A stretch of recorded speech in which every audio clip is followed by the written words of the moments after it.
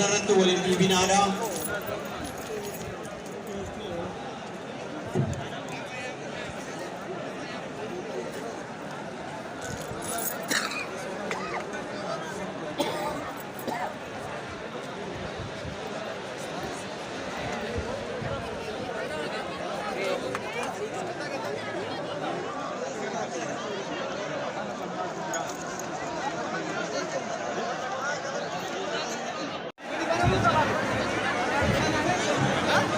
Namoonni karaa banaa karaa janaazaa seenu karaa banaa kaameeraa inni qabaa fuuldura baasuu qabaa duubatti deebi'aa akka waliin dhimmu.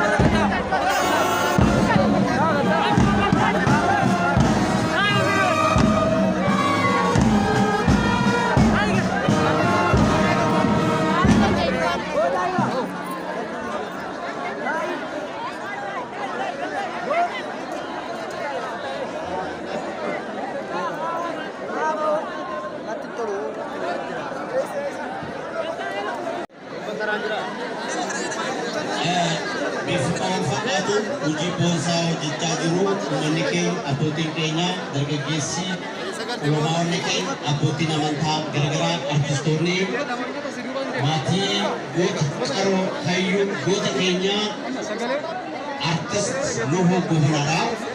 Gargaaruudhaaf akkaawuntiin baankii waldaa hojii gamtaa akkasumas baankii daldala Itoophiyaatti banamee jira.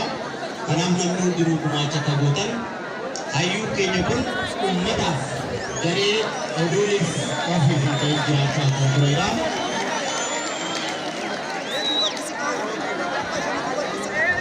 Nama ummata jiraachaa ture kana maatii isaa jiraachisuu gahee hunda keenyaatu waan ta'eef jecha hundi keessan gumaacha guddaa turtanii ganamarraa kaasee sochii bareedaa nama boonsu ummataaf boonsu